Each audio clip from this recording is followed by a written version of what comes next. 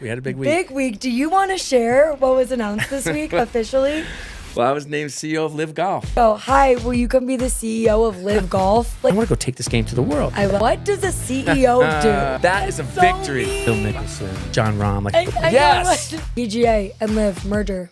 Is it happening? Welcome to Girl Dad Podcast. I am Scott O'Neill. And I am Lexie. And we are at Studios West. Well, we're out in Studio West, out in Utah, having the best time ever. A weekend full of skiing, snowmobiling, seeing friends. It's been amazing. It's been a wonderful great. place. But the biggest news we had that a big we week. have. We had a big week. Big week. Do you want to share what was announced this week officially? Well, I was named CEO of LIV Golf. Woo! Back into sport. Back into sports. It's like I feel like I'm coming home. Welcome back. Thank you. It is so good to have you back. We've missed you over here. Thank you. Right. Of course, Lexie is a big rising executive at the NBA. Whatever. In social media. So we're kind of coworkers now. Yeah, we are. So that's pretty cool. It's amazing. Coworkers. And I'm actually where I started. Cute.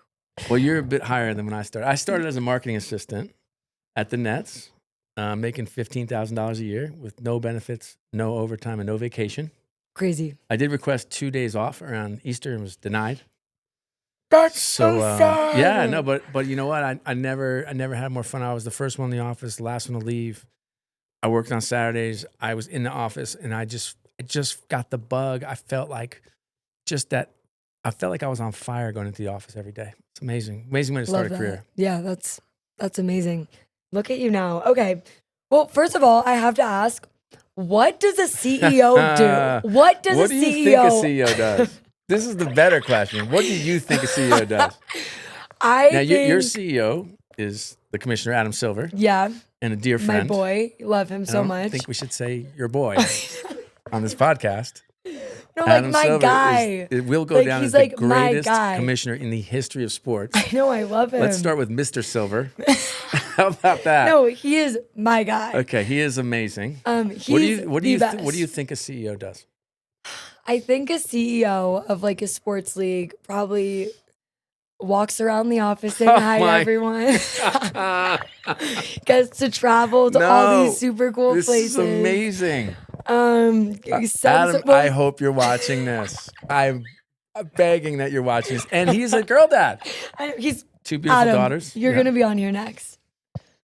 Oh, boy. Okay, what else other than walking around the office, I traveling? think you meet with a bunch of different departments. Okay, anything else? Okay, so here's what a CEO really does. Well, we're responsible for the overall strategy of the business. Oftentimes setting the future. It gets really hard in day-to-day grind of business. And so what a CEO has to do is lift up the 20,000 feet and just say, okay, where are we going in 3 years and 5 years and 10 years and 20 years? And that gives you a North Star for a lot of decisions you're going to have to make. So that's the first thing. The second thing is we do spend time on what I'd say kind of culture and talent, and how, and part of that is, recruiting. Part of it is retaining. So making sure it's a wonderful place to work. We set the bar at LIV as the greatest place to work in the world to work and play. That's a pretty high bar. Oh, that's so fun. That sounds like a party. The third thing is you're managing the overall business. And so there's a lot of pressure in these jobs, and you need to understand the financials and what the key drivers of those financials are and make sure you're spending time on them. And the fourth thing we do is we spend time with customers in future and current to make sure that, in LIV's case, we just signed a big deal with Fox. Congratulations, your first big deed as the big man. Thank you. And I was just out with the amazing Eric Shanks and Jordan Bejan in LA and making sure that they know that we want to be the best partners in their portfolio. And, they have the NFL and they have Major League Baseball and NASCAR and IndyCar and all these other Big 12 and all these amazing relationships. And I want to make sure that we are doing everything we can to be recognized as a world-class partner. So those are the kinds of things you focus on as a CEO. Okay, love that. That's awesome. So let's talk about your resume for a second. So because you were the CEO of a sports league, like that is not just something that anyone gets to do. No, I recognize that it's different and special, and I'm grateful. It is. I feel like everything I've done to this point in my career has been preparing me for this moment, and it feels amazing. I love that. So you started, go back to the very beginning. Let's just run through everything really quick. Okay. Oh, yeah, my career. Yeah, So I your talked career. about the Nets. I was Started at the marketing assistant Nets. at the Nets. And then I cold called my way into the Philadelphia Eagles. I called 50 consecutive work days to Jeff. He's now Jeffrey Lurie, but Jeff Lurie at the time. And Anna Kamstra was his assistant. I still remember her name. I sent her flowers. I sent her chocolates. I kept calling. I just said, I just want 15 minutes. I just want 15 minutes. He had just bought the team. Amazingly, he paid $188 million for the team. At the time, people thought he was crazy. He'd lost his mind. He didn't know what he was doing. I think the latest valuation has them somewhere around 6 to 8 billion. So I think he did okay with his deal. Wow. Brilliant guy, wonderful guy. And finally, after the 50th call, she said, look, what can I do to have you stop calling? And I was like, get me to somebody there. And she did. She walked me to Joe Banner, who was then a vice president and a longtime friend of Jeff Lurie's. And he ended up being the president long term. But he hired me as director of sales. So cool. At the time, youngest director in NFL history, 24 years old. Wow. Yeah, I was just a baby. Dad, that's literally good. Good for you. That's awesome. Thanks. You're freaking. Oh no, I wasn't gonna give you the pound there. I was just gonna give you the sarcastic. I'm so embarrassed. Yeah, no, that was awkward. I'm so embarrassed. Maybe we'll clip that out. Clip that out or clip it or whatever you say. Okay. Clip that. Okay, Eagles. Great win today, by the way. Yeah. Incredible Go Birds. win. Yeah. On to Super the Bowl Super champs. Bowl. Yeah. Howie Roseman, general manager, our girl dad. Good friend of mine. Yeah. Come on the pod. We could have him on the pod. You should. Yeah. I do text him during games. I don't know if I should say that. Oh my gosh, that's I do, and he texts crazy. me. Yeah, it's fun. That's so fun. Okay. Eagles. And then Eagles I went to NBA. Harvard Business School. Harvard Business School. Uh-huh. And then came back to the Eagles as VP of sales, and then left to start Hoops TV, which if you saw our last pod was a crash and burn. But an incredible experience. And you know, you have times in your career and times in your life where you trip and fall or you fail and you go through hard times and you look back, and some of my best friends in the world are from those days. Yeah. That's so crazy. And that led me to the NBA. Seth Berger, my partner in Hoops TV, walked me into Adam Silver and David Stern. Actually, quick fun story, if I could, is my interview at the NBA. It was Adam and David in David Stern's office. David Stern, legendary commissioner before Adam. I walk into his office, spectacularly beautiful, overlooking Manhattan. It's on Fifth Avenue. And I walk in, and the first 40 minutes of the interview, he has his back to me. No way. Yeah. And Wait, what? Yeah, and Adam's Wait, like, David did? Yeah, with his arms folded. What? Yeah, and Was he speaking? Yeah, but this is like old school. Facing the wall. Yeah, facing like out, looking out the window. Okay. Like, what the hell are you doing here? Like that kind of stuff. Yeah. Why would I hire you? Why do you think you're special enough to work in the NBA? Stuff like that. Yeah. And Wait, Adam, what were you? What job were you? I just went in there to see him. I wanted to run a team. Yeah. Okay. Yeah. And Adam's like, David, stop. This is exactly the kind of guy we want in this league. He's a Harvard MBA. Like, he's worked at the Eagles. This is exactly the guy we want to talk to, and blah, blah.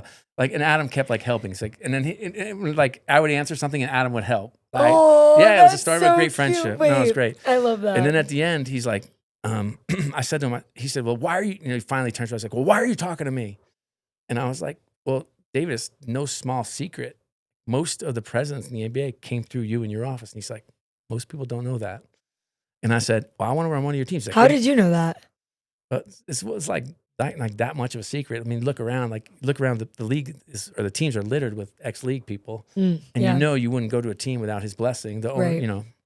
So he said, what, do you want to be a general manager? You want to pick players? I was like, no, I want to run the business. That's what I do. And he's like, well, why don't you come work for me? And I was like, or we could do that. And then he sent me down to go see Bernie Mullen. He became my friend for a long time in Boston. And so it was really fun. I loved it. I loved the NBA. That's so great. My time at the NBA was 8 years of amazing experiences. Amazing. Yeah, it was actually spectacular. That's so cute. Yeah. Okay, amazing. And then I left Love there it. to be president of Madison Square Garden.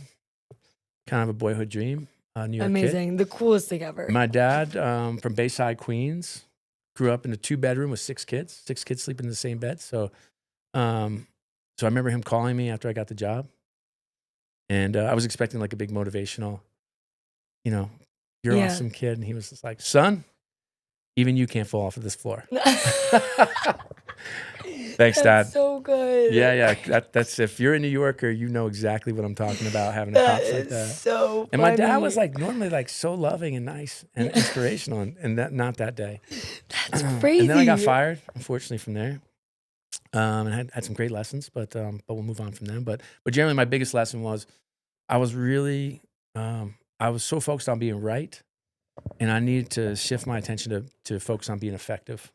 Oh, love that. Yeah. It's a lesson I carry with me to this day. Fire. It's helped me quite a bit. And then I went to go. I took some time off. I don't know if you took you to Europe. I don't know if you remember. You were little. Oh my gosh, I wasn't that little. I mean, I was 13. Yeah, that was a stressful job. I was probably working 200 nights a year till Oh about my midnight. gosh, it was crazy. Yeah. We really only saw you on the weekends or at games. Or at games. And you guys came to a lot of games. Yeah, because you would be gone when we woke up. You'd get back after we were asleep. Crazy. Yeah, and then our hardcore. weekends were spent at MSG. Yeah, I went to a lot of Rangers, Knicks games. So much fun. Yeah. And college basketball and boxing. It was It really was fun. the best ever. It's where we met Taylor Swift. Yeah, it's a really fun time. Yeah, we got some really special experiences. And the funniest thing is you guys grew up.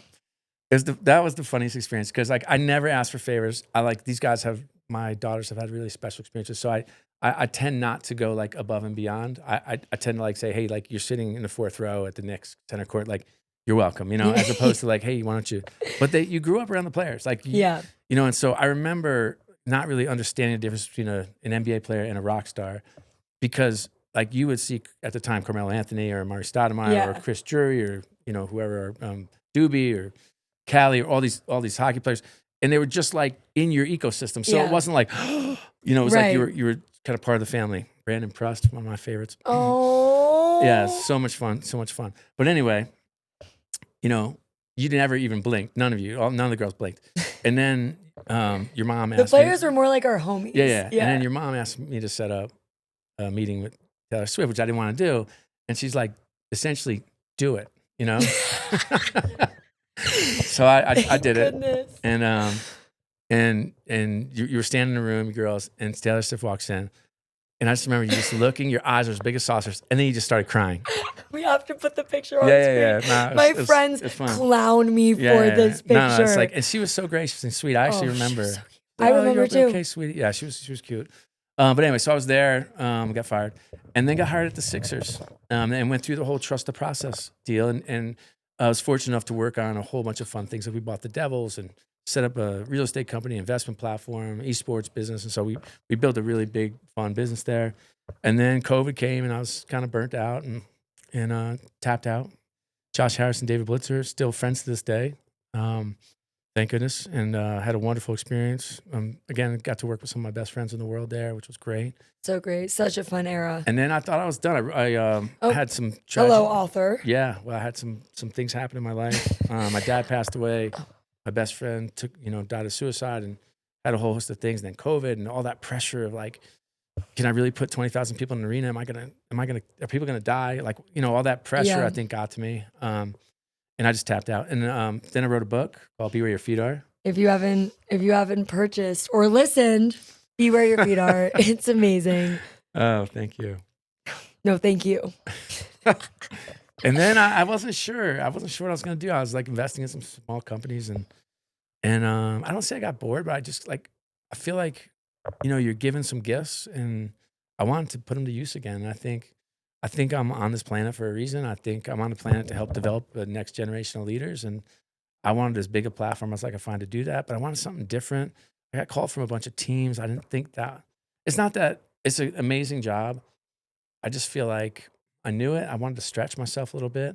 And so I took on this role as CEO of Merlin Entertainments, which nobody knows what it is, but it's the second largest theme parks business in the world behind Disney. I've said that like 1,000 times. Everyone knows Legoland. Legoland, Mountain Tussauds, the London Eye. Yes. 50 London aquariums. Eye. And we had like a theme park business in Europe. I mean, it's an amazing business. And I got to travel. I think I traveled to 35 countries in 2 years. And so crazy. Just saw the world. And my biggest takeaway was like just taking my Western values and tucking them in my pocket and walking into these markets and just with like palms up and just listening and learning and asking questions and learning cultures and how people do things. So sick. And it was just so amazing. And then I got a call for LIV and here I am. Here we are. Yeah. What was the process of getting hired? How does that phone call go? Hi, will you come be the CEO of LIV Golf? Like, how does that happen? Yeah. Well, And how long does it take? What's the whole process? Walk us through from start to finish. So it usually works through recruiters. And it's always easier if you have a job, because recruiters, we're an easier sell if you have a job, obviously, right? And Simon Cummins, who's a longtime friend, he's with a firm called Odgers. They do a lot of big time sports placements. And he called and he said, well, what do you think? And I gave him the same answer that when somebody called about Merlin, I was like, no, you know? And they're like, I remember the recruiter, Polly Jackson, she said for Merlin, you don't even know what Merlin is, do you? I'm like, no, I don't. She's like, why don't you Google it and call me back? It was like kind of like, I was like, okay. Wait, okay. that's so funny. Yeah, that's how that process goes. That's so funny. So this one, I said, and I love Simon. He's amazing. He's had an amazing career. He's done amazing things. He's been a good friend. I just said, like, I have a job, like, and I love it. And I just built my team, and I don't think I can do it. And so he said, okay. And then like 7 days later, he calls me back. He's like, I was just thinking, like, I think you're the guy. Like, I really do. And I was like, he's like, all right, how about we just go to breakfast? And I was like, of course. Breakfast would be so harmless. And so then I agreed to interview, and I talked to a bunch of people, and then His Excellency Yasser Al, who is the chairman of PIF, which is the Public Investment Fund, which is the sovereign wealth fund of the Kingdom of Saudi Arabia. They said you'd be meeting with him, and I heard so many amazing things. I have several friends who know him, and I got a chance to meet him at Newcastle. PIF owns Newcastle, which is a Premier League club. And so I went up there and went to the game, and then, we're supposed to talk for an hour, and an hour and a half later, we're still talking. And he's the closest thing to David Stern that I've met. Wow. Yeah. And I could tell you funny stories about David Stern, because he was really rough, but he was a father figure to me until the day he died. And the difference with His Excellency, he's my age, which was fun. And girl dad. Oh, and you should come on. But he should. But he has this rare combination of like amazing vision, like high IQ, high EQ, and humility. And I just think those four ingredients are so rare. I was captivated. I walked out of there. I was like, I want to work with him. I want to learn from him. I want to build with him. Yeah, I was really excited. Okay, I love that. Okay, what was your experience meeting the players? You just met them all. How was it? What'd you say to them? Yeah. What'd you guys do? Like, just hanging out? Like, what? How was hanging it? out. We weren't hanging out. Well, the first we had, the showdown was in Las Vegas. So there was it was Scotty Scheffler and Rory McIlroy, who were two players of the PGA, who, if you follow golf, are two of the best players on the planet. And they were squaring off against Brooks Koepka and Bryson DeChambeau, two of the other best players on the planet, who are our players and LIV. So it was just an exhibition, kind of fun at Shadow Creek, this incredible course. And so I wasn't official then, but I went. And I went to meet them and say hello and kind of reintroduce myself to the sports world, which was just fun. Just walking in that door, it was like coming home. I mean, I probably hugged 200 people. That was really amazing. So it was fun. I felt like, okay, I'm in the right place. I know I am. Oh, that's so great. And then it took a little time to get started. And then West Palm Beach is where we were having Katie O'Reilly. Do you remember Katie from the Sixers? Of course. So Katie worked with me at the NBA. So she was hired as an assistant out of the University of Michigan, 22 years old. Wow. And then she went on a couple places, worked at IMG, MSG, and then we hired her at the Sixers. She started, I think, as director of sales and worked her way up. Then she was chief marketing officer, then chief revenue officer. Wow. So she's had quite a career. And she's at LIV, runs the team business. So LIV is different for golf because we have teams. Right. Wait, how many teams are there? 13. 13. Yes. And so Katie was putting on league meetings. Okay. Where all the players were there, all the GMs were there, and we were just going through a whole host of things. So each of the teams has their own GM? Yes. Okay. Yep. And then there are captains of each of those teams. Okay. And those are the bigger, more recognizable stars you would recognize. Okay. Yeah. Like Brooks and Bryson, I mentioned, Dustin Johnson, Sergio Garcia, Phil Mickelson, John Rahm, these are it's like a constellation of stars. And so I asked for a kind of a closed door session with the captains and Katie. That's so and fun. Alana Finley, who's our incredible communications chief. And I generally, I talked to them about a whole host of things, some of which I'll keep private in the room. But generally, I wanted them to know about like what we're about. I don't want to talk about money anymore. You know, I asked them, like, why do you think golf matters? It's a great question to think about. Or what lessons have you learned from golf? Well, integrity, they would say. I was like, why integrity? Well, we self-score. It's the only sport you self-score. So, that's a good one. Why else? Resilience. Why resilience? Well, you put one in the rough. You got to, hit one in the sand. You got to work your way out. What else? Kind of consistency. Like we got every day, I got to go out and hit balls. And so we went through this laundry list of things. I was like, wow, so golf does matter then. I want to talk about that. Yeah, I love and then we talked about, that. What's Liv's place in golf? So let's ask him, what do you love about Liv? And he went through this litany of things they love about Liv, which was awesome, right? And I said, well, what's Liv's place in golf? And that was a really interesting question. That's a great question. And we just talked about the importance of getting back to talking about competition and how hard we're going to compete. And the reason we chose this is because I want to play against the best players in the world. The reason I chose this is because I like being part of a team. The reason I chose this is because golf is a global game. Yeah. And the PGA is more concentrated in the US. And I want to go take this game to the world. I love that. I chose this because I want to grow the game of golf.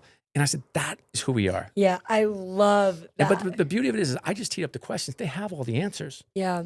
But part of part of my role is to make sure, like, can we change this narrative?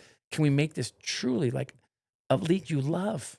You know, there's been a lot of friction around this league, but there doesn't have to be, because the purity of the mission is to grow the game of golf. And the purity of the mission is about to take the lessons of golf and put them to the world, because the world needs it. You know what else golf gives you? Connection. Mm-hmm. When are you spending 4 hours with 3 people? Never. The answer's never. You don't have your phones are down. You're actually connecting with people. You're outside. We need more of that too. Oh, wait, that's so sweet. It's all this amazing stuff. And I want to talk about that. I want to talk about that more. And I want our players talking about it. That's it was really fun.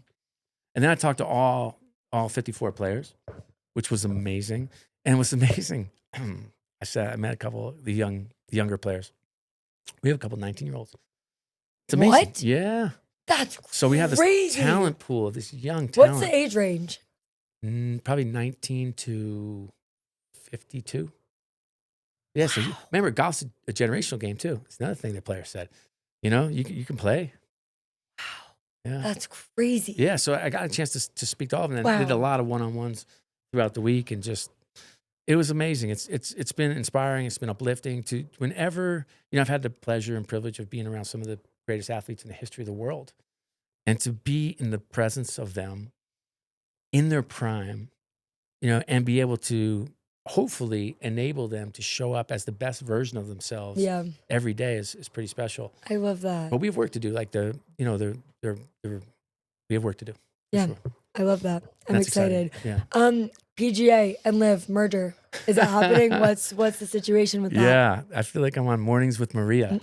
Does that name ring anything to you?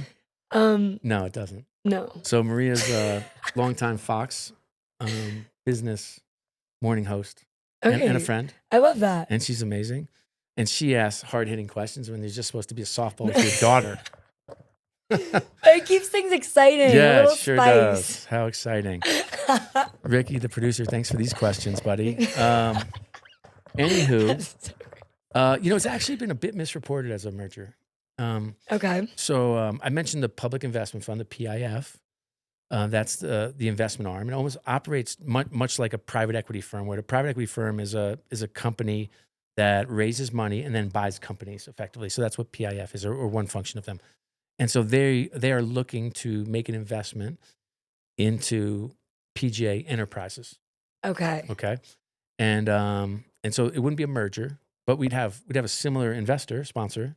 They own almost 100% of LIV, and they would own a percentage of PGA. And what hopefully that unlocks is an opportunity to work together. Because wouldn't you want to see, like, the PGA players against the LIV players? Wouldn't you want to see some PGA players in LIV events and some LIV players in PGA events? Absolutely. Of course. Now, that all would that stuff be is so fun. Conjecture. But I'm really fortunate to have a relationship with Jay Monahan, the commissioner of the PGA. He's a dear friend, longtime friend, and a great executive. And we'll be able to work some fun out. So hopefully, that's so great. Yeah, hopefully we'll just get this thing done. Okay, love that. Okay, one more question for you. What advice would you go back and give your 20-year-old self? I would say trust the process. So Lexie will know what trust the process is. Some of you may not know, but I've been fortunate enough to be part of 2 of the most incredible marketing campaigns in the history of the NBA. Is the other one Linsanity? Yes. So Jeremy Lin, That's just so fire. on fire. Yeah, right. And Yes. and there's a way, you know, like those things don't just happen, right? Right. You know, and so being part of like a marketing group and sales group that actually knows how to take something, grab hold of it, and then Yes. make it go viral was pretty fun. Oh yeah. So so Linsanity, and then Trust the Process at the Sixers, which became a cultural movement. In fact, when I would be traveling with the Sixers, whether it be in London or Shanghai, inevitably I would have Sixers gear on because I would always wear the gear. And it'd be like, trust the process. And I'd give them like a little, and they didn't know who I was. I just had the Sixers gear on. Wait, so it became an that's anthem. so cute. Yeah, it was I an love anthem for that the so team. much. And so what Trust the Process meant in Philadelphia was we were going to have our eye on the prize long term, and we were going to make the best decisions we could every day with the information we had. Now, we made a lot of mistakes. That's okay. We did the best we could. But over time, if you have consistent approach to making the right decision over and over, and you have a vision for the future, good things happen over time. And sometimes, a lot of times in my career, I was just impatient. Like I wanted everything to come right away, whether it be a title or an office or money or access or recognition or all this other stuff that when you get older matters less and less and less. But when you're young, you just crave stuff and you just want it now. And I would have told myself, just take a breath, consistently approach your job every day, be great be a star in the role you're in, and don't be afraid to take chances. Don't be afraid to take risks. Get a smile on your face. Be a solution maker. Be a problem solver, and you know, find some wings or a cape on somebody and ride them. I love that. That's amazing. Okay, wait. Actually, I do have one more question. Okay. Because you're about to go to so many like crazy golf courses and probably get to do like crazy golf stuff. I'm playing at the old course in Scotland this week. Oh, Does that mean anything to you? I mean, Scotland sounds awesome. It's the first golf course. What? Yes. Okay, that's so crazy. Wow, Yeah, that's St. Andrews. gonna be so cool. Isn't that amazing? In Scotland. Yes. Wow, Isn't that that's so incredible? cool. Okay, this makes that even better. As of right now, what are your top 3 courses you've ever golfed at? Because I think that'll probably change over the next bit, but I want to know right now what your top 3 are. Number 1, Augusta. Does that mean anything to you? Is that where the Masters are? I failed as a father. Wait. I failed as a father. It's I'm in Georgia. sorry. I know it's in Georgia. All you fathers out there, especially if you have young girls, do better. Be better. Get better. Yes, it is where they play the Masters. Oh. So you actually got the answer. I'm right. But the way you answered it was like, is that where you played the Masters? Okay, my second one is I just played at Bay Hill, where they played the Arnold Palmer Classic. And that was a spectacular course. Where's that? That's in Florida. Oh, nice. Yes. I think the third one is not going to register on anybody, but it's the Pelton Club in Newburgh, New York. Oh. So I first swung a club when I was 12 years old. That's so cute. Yeah. The best was like, they didn't, you know, we were not country club kids. And so we showed up and we had to tuck our shirts in and we had to wear pants, you know, this whole thing. And I remember my little brother got on a tee and just, you know, swung as hard as he could and missed. And then on his backswing, hit the ball and it went backwards. And we fell on the ground laughing. But that memory of just being at the Powell Club, and we never became like big time golfers, but it was like, you know, we found respect and admiration for the game. We learned the etiquette of the game. It's a gentleman's game. So we learned what to do and how to do it. So that would be my third one. I love that. That's amazing. Okay, guess a Disney character. Do you want to go or me? I'm going to go. Let me think about this. Wait, you literally just went there. I know, because this is my job. I will go with, okay, I got it. Is it a boy? Yes. Is it a pirate? No. I told you I'm mixing it up now. Is it a fairy? No. Is it one of Mickey's friends? Nope. Is it in a princess, or is he in a princess movie? Nope. Is he in a Disney original movie? I'm not sure what that means. It's like High School Musical, Lemonade Mouth, Camp Rock. Okay, sorry. Is he in Winnie the Pooh? No. Buzz Lightyear. Wait, 2 down. 2 down. You are getting worse, bro. You got like 10 questions in and couldn't get it done. Yes. Okay, I'm getting better at this game and you're getting worse. We're going in 2 different directions. Oh this is my me. God. My trajectory, your trajectory.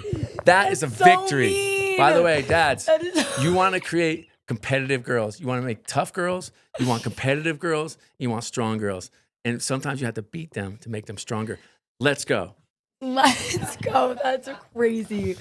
This has been a great episode of the Girl Dad Podcast. What is happening right now? Just forget the name. What is happening? Dads, sometimes this happens. That's I will so tell funny. you, I'm I've had literally 4 gonna cry. daughters. They were all teenagers at the same time. And sometimes I don't know what they're laughing about. Certainly don't know what they're crying about. But all I try to do is be a consistent voice of love. No matter what they do, what they say, how they act, I just want to love them. I want them to know that they're loved. In fact, I remember you screaming, "I hate you" once. I know that sounds crazy now. And I just remember, "I know, but I love you." And you kept screaming, "I hate you, I hate you." I said, "I know, but I love you." So this is another good teaching moment. Thank you for that.